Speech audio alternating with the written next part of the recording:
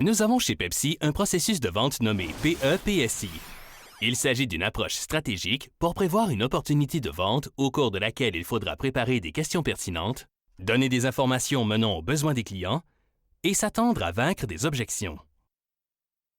Mais que se passe-t-il lorsque vous voyez une opportunité d'accroître les ventes, combler les lacunes ou gagner un avantage concurrentiel, mais n'avez que quelques minutes pour convaincre le propriétaire ou le gérant du magasin?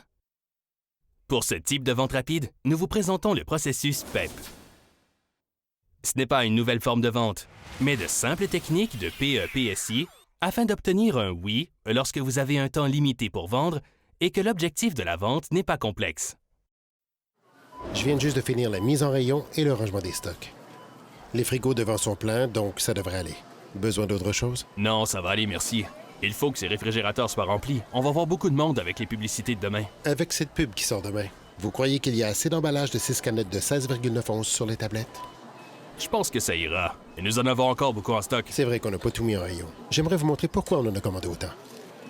La dernière fois que les emballages de 6 canettes de 16,9 onces ont été mis en vente, on en a vendu 10 caisses le premier jour de la diffusion de la pub. C'était complètement vide quand je suis repassé. Je m'en souviens. J'ai même dû aller chercher ceux qui me restaient en stock pour quelques clients. Alors prenons pas de risque cette fois-ci. On met en vente quelques-uns des emballages qui sont déjà en stock. Et est-ce que je peux rajouter un présentoir avec ces emballages au bout du rayon? D'accord, allons-y. Merci. Le processus PEP commence au E lorsque la visite de service est terminée. Il comprend présenter. Vous transformez une conversation de service en présentation de vente. Expliquer. Vous insistez sur le bénéfice du client. Pourvoir. Vous avez une occasion de proposer une solution et d'obtenir l'approbation. Ci-dessous, nous détaillons le processus PEP pas à pas.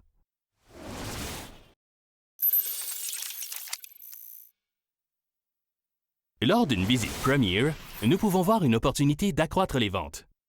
Mais ce n'est pas toujours le bon moment pour en parler alors que nous sommes toujours dans un mode de service. À la fin de cette visite premiere, nous avons l'occasion de passer d'un mode service à un mode vente. Pour ce faire, nous commençons le processus PEP avec cette étape de PEPSI. Aborder et résoudre les problèmes urgents du client s'il y en a. Voici le déroulement. J'ai fini de vérifier les présentoirs et de faire l'inventaire des stocks. Les fontaines, réfrigérateurs et distributeurs automatiques devant sont remplis. Ça devrait aller. Besoin d'autre chose? Non, ça va. Pouvez-vous faire en sorte que le robinet de la fontaine Pepsi qui fuit soit réparé ce matin? Pas de problème. Je vais appeler un réparateur tout de suite pour qu'il vienne ce matin. OK. Souvenez-vous, vous avez déjà salué chaleureusement au début de la visite premiere. Vous vous assurez maintenant que les problèmes du client soient résolus avant de passer en mode vente. Il est primordial d'établir confiance et crédibilité. Sans parler du fait que si le client a un problème, vous n'avez que très peu de chances d'obtenir un oui. Reprenons avant de passer à l'étape suivante dans le processus PEP.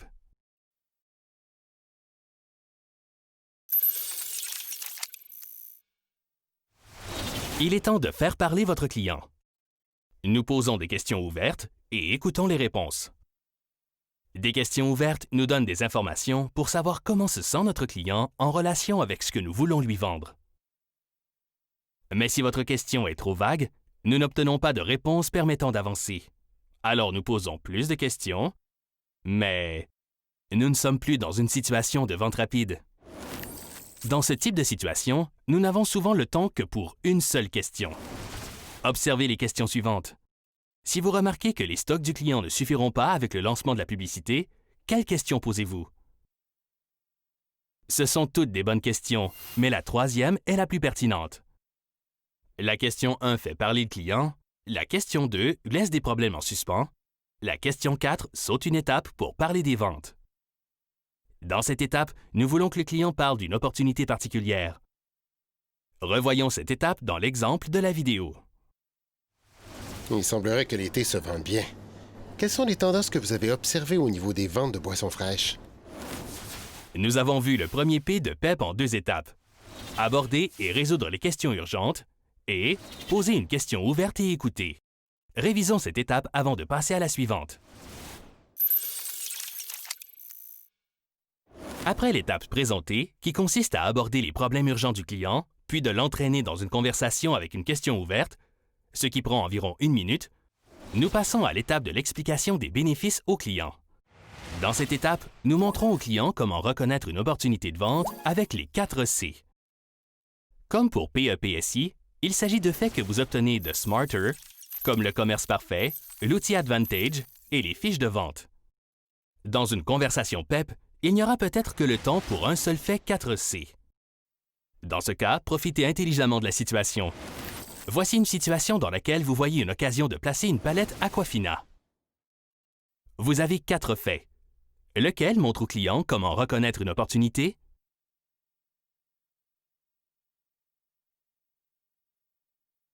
Dans le processus PEPSI complet et une conversation plus longue, vous auriez le temps d'utiliser tous ces faits.